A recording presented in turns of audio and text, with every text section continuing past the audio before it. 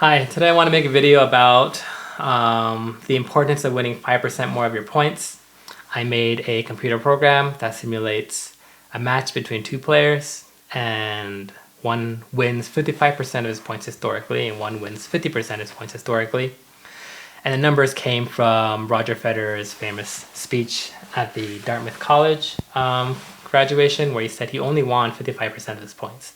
But we know it's a little bit deceitful because he won more than 55% of his matches. But I mean, his point wasn't winning matches. His point was forgetting your mistakes quickly and moving on. And that's all good and stuff. But if you're looking at it from just a winning empirical point of view, then yeah, it's a little bit deceitful. And so I want to show a computer program to show you how it's deceitful. So this program will run 10,000 simulations. Player 1 is named Kevin Best, player 2 is named Stephen Worst, and Kevin Best wins 55% of his points, and player 2, Stephen Worst, wins 50% of his points.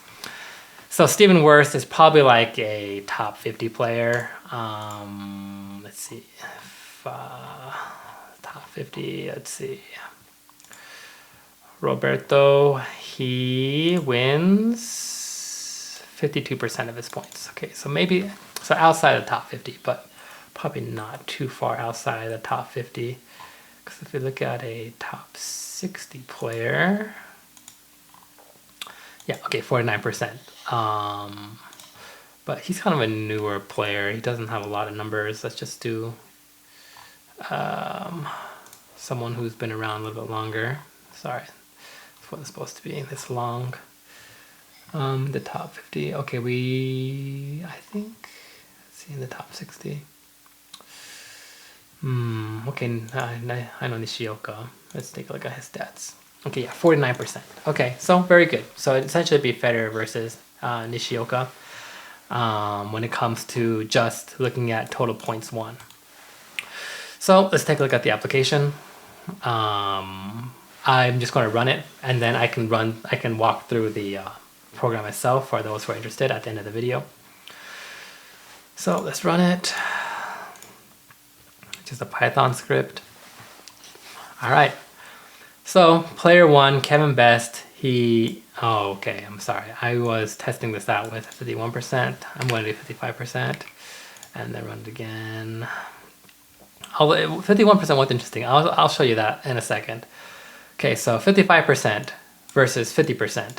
And the likelihood player 1 wins a point is 52.38%. So 52.4% that player 1 is going to win a point. And this comes from a mathematical model called Bradley-Terry. It's used in sports. I'm actually doing a math proof on this in my free time, when I have free time between full-time work, stringing, taking care of a 1-year-old, and a plethora of other hobbies that I have. But yeah, this is the paper I'm working on.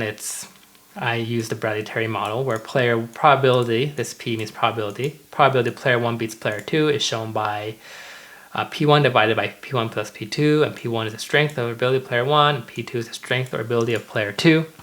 And probability player 2 beats player 1 is also the same thing, vice versa, just player 2 divided by the win percent of player 2 divided by player 1 plus player 2. And yeah, in this program, just like the mathematical model, we're going to assume that there's no advantages on server return, no advantage momentum. Every point is independent of other points. Okay, so so that's where that percentage came from. And so they played 10,000 matches, and Kevin Best won 7,379 matches, and Steve Worst won 2,621 of his matches. The points won by player 1 is 830,000, and the points lost by player 1 is 755,000. So you see that the points won difference isn't that big, but the win rate is very different. If you look at the player 1 win rate, he's won 74% of his matches. He's winning 74% of his matches, but he's only winning 52.4% of his points. So if you think about this in tennis, it actually makes a lot of sense. It's not like basketball, where in basketball you have a set amount of time and then two teams just keep scoring in that amount of time. In tennis, it's boxed. So if you have to win from 0-0, love, you have to win 4 points, 15, 30, 40, and then game. And then if it in a situation where it's deuce, tennis forces you to play more points until you win by 2. And so the probability of player 1 winning 2 points versus the probability of player 2 winning 2 points is very different because it's cumulative, and you have to, I'm going to show my math paper actually, but which I'm kind of excited about, but it's taking a while because I have no free time. But yeah, essentially it's because tennis, it forces you into situations where it pushes those so small advantages to really come out. And it shows also in tie breaks. You can't just win a tie break by winning 7 points. You have to win by 2. And a Grand Slam, it's even more because then you have to win 3 out of 5 instead of 2 out of 3 of the matches. So that's something interesting. It's just at 5%. So then the next question is, well, then how do you get that little extra consistency? And of course, the most correct answer would be practice, technique. There's also other things like not going for small targets. You just want to get a nice deep ball. It doesn't have to be a winner. Just want to put a little pressure on your opponent and just have consistency. Hitting cross, another good way to be more consistent. And there's a lot of ways to get more consistent, but if you want to win more matches, then number one, probably just practice more. Every hour you practice, it's going to be increasing your consistency by a certain percentage. We don't have any. Unfortunately, there's no way to really see it besides playing games after every time you practice. But coaches will also help you with strategy. Like I was saying, hitting cross, hitting deep. In what situations it makes more sense to hit down the line, in what situations it makes more sense to hit cross. Like if you're being pushed way out to the side, should you hit towards the center where the net is lower, or should you try to be hitting it down the line or a passing shot where the net's higher? All those things affect your percentage, and practice helps you choose the higher percentage point. And also there's equipment. And this is actually interesting because a lot of people don't think equipment is that important. They think that the most important thing is practice and learning strategy, and then your health also. The longer you can run, the longer you can play, the longer you can keep a high level of play, the more consistent you're going to be. But points do matter. Equipment does matter. I think a good way to illustrate this is one of my coaches. He was a D1 player. He was amazing. His level was just unbelievable. When he was a junior, he was ranked 1 in his country. But yeah, he originally played with a 98 square inch racket that was 305 or 310 grams. I think he'd customized it a bit. And he'd been playing with that racket most of his junior years. And when he came to D1 college, after his first season, the coach told him, play with the 100 square inch, 300 gram Babolat Pirero. And he did not like that, but he did it, and he did say he was more consistent and is winning more points. And of course, there's a lot of factors, like how much more spin did it add? It's a more powerful racket. The head radical that he was using is more geared towards control. But beyond that, 2 extra square inches and a little bit lighter racket helps you get your swing out when you're in really tight situations. And I think that's what it was. Is the have you ever played a match where you just push to your absolute limit? Your opponent is just such a great player, and it's forcing you to play your absolute best tennis to keep up with them. Then the extra 2 square inches, the 5 gram lighter racket, that helps you. That'll help you win 1 or 2% more, which is a big deal. And we can run the program again with a 1% difference. Of course, this is relative. If you're like a huge 200-pound guy, then you're probably not going to feel the difference. Like you're really built, maybe. You're not going to feel the difference with 5 grams, most likely. You might appreciate the little bigger head size, or maybe if you're like more like my wife, who's a little bit more petite, she has a 100 square inch racket, and then she has a 107 square inch racket, and yeah, her consistency is obviously different when she uses the 107 square inch racket, and it's also much lighter. So essentially, what I'm saying is, with equipment, instead of trying to find what feels best, maybe you can also just try a racket that is a little bit more consistent for you. It wins you more points. Maybe you don't like it. Maybe, like I was playing with a friend the other day, and he plays an RF97, and I let him try out a Clash 100, which is one of the rackets I have in my bag. And he was like, oh, this feels like a toy, and he was hating on it. But actually, he was playing really well with it. So I think that, yeah, equipment does help. But once again, I'm not saying buy anything because we're recreational level players, most likely, if you're watching. I mean, if you're a competing player, then ignore what I'm about to say. But if you're a recreational level player like me, then there are other things that are more important than just winning matches. Feel, enjoying hitting the racket. For me, the sensation of hitting the racket is the most enjoyable part of tennis over winning. But yeah, if you have a better serve with a 97 square inch racket or 90 square inch racket, or strings too, maybe with certain string, you when you're hitting as hard as you can on the baseline, it just feels good because maybe that stiff shaped poly is keeping the ball in the court for you. When theoretically a soft poly or maybe even a multi-filament would help you get the ball back in your court on your weak backhand in situations where you're being pushed out or you're uncomfortable. Yeah, so okay, that was a mouthful. I didn't mean for this video to go on for so long. But I just want to show that, yeah, 5% is a huge difference in tennis. If you can do whatever you can do to increase your consistency by 1 or 2% is going to make a huge impact on how many wins you game. Let's run the script with a 51% versus 50%. So player one, now let's say he's winning 51% of his matches. So essentially this is you versus you. You've cloned yourself, but now you've switched something. Maybe you're hitting less risky shots, or you're using a bigger racket, and it's increased your consistency. The points you win by 1%. Let's see what that does.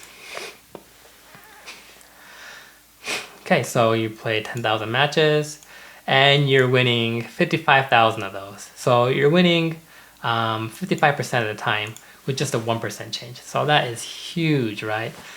And let's say maybe we can just do another one that's like 53%. This is probably a little bit more realistic. Let's do 52.5%. So now you're going to be winning 51% more of the points. But winning 51% more of the points means you're going to be winning 62% of your matches. So yeah, once again, the point of this video is if you want to win more matches in tennis, you just have to be more consistent. You have to win more points. And winning more points might be choosing safer shots, stop trying to hit the winner so often, or maybe it means hitting a little bit deeper shots, making your opponents move a little bit more. Instead of just hitting right to the forehand, maybe make them take 2 steps and then hit to the forehand, or hitting to their backhand, or changing your equipment, or changing your strings. But yeah, thanks for watching. I hope that helps someone out there, and yeah, see you next time. Bye.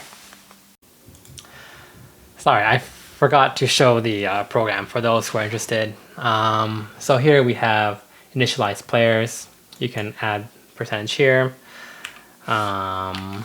These are just default values, but obviously you can pass values in. There's this is just going to say we want to name the better player Kevin Best and the worst player Steve Worst. And situation where they are equal, they're called Kevin Same and Steven Equal. And then this simulate full matches is simulate a series of tennis matches between 2 players and calculate the win rate for player 1. This function simulates a full match which consists of multiple sets. So we're going to do 10,000. The Grand Slam is important because winning 2 out of 3 versus 3 out of 5 sets turns out to be very different in tennis. Actually, it's I didn't show it in the video, but it's makes a big it makes it very clear that the better player is going to win. Which I think also makes sense why in the ATP versus W2A, the ATP, the winners are much more consistent in the Grand Slams. Like the people you expect to be in the finals are almost always in the finals.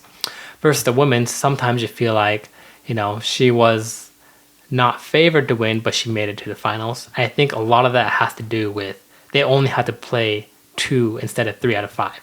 And playing 2 out of 3, mathematically, it's much, much easier to win, especially if you're the underdog. Anyways, so here's simulate. Oh, sorry, this is just something else playing around. Simulate a match. So it starts out 0-0. We simulate a match. First it checks, is the match over? And if it's 0-0, it's not over. Is the match over is a method that, if you look here, it's going to say you have to win 3 sets if it's a Grand Slam, otherwise win 2 sets. And yeah, it checks, is the match over? And if the match is not over, then it's going to simulate a set. And then a tennis set is a tennis set between 2 players. It ends when someone reaches 6 games and they head by 2. So it's going to check, is the set over? And if 0-0, it's not over. So it's going to run this. It's going to say, well, is it 6-6? Because if it's 6-6, you need a tie break. And if it is 6-6, then yeah, do a tie break. But if not, then simulate a game. And if you simulate a game is a tennis game between 2 players. A game is over when someone reaches 4 points and head by 2 points. So it starts out 0-0, and then it checks, is the game over? And if the game is not over, then it's going to simulate a point. And then simulating a point is, it looks at 2 players' win rates, and it does the Bradley-Terry model. And then, it does a random check, and then whoever won the point, it adds a point and returns it. Yeah, and so that's it for the program. Like I said, it's a very, very simple program. I also played around with just simulating games, individual games. So yeah, just see if just a sanity check. But yeah, I mean, while we're here, I guess if you were watching still, kudos to you. Let's take a look at Grand Slam then, yeah? So in the case of a Grand Slam versus not a Grand Slam. So let's see. Simulate full match. Simulate match is a Grand Slam. Let me see. Okay, the Grand Slam. Let's set this to be true. Okay, so now if it's true, let's look at the 55% win rate. If we run it, oh, sorry. Let's see, it wins 78%. And then let's say it's not a Grand Slam, just so we have a side-by-side comparison. Run it again. Okay. So 73% versus 78%. So yeah, it's 5% difference. It's a big difference, especially for a 55 win rate versus 50. And once again, you have to keep in mind that this isn't like a D1 versus a 3-0. Obviously, a D1 is going to have a much, much higher chance to win a point against a 3-0 than against D1. We're just assuming that they're at the same level. 3-0s to 3-0s and D1s to D1s. In that case, so in your world, in your club that you're playing in with similar match players, if you're able to increase your consistency by a few percentage points, then you're going to be moving up the ranks in your club, is what I'm saying. So yeah, that's the program. And again, thanks again for watching the video. I hope it helps someone out there, and I hope it was interesting.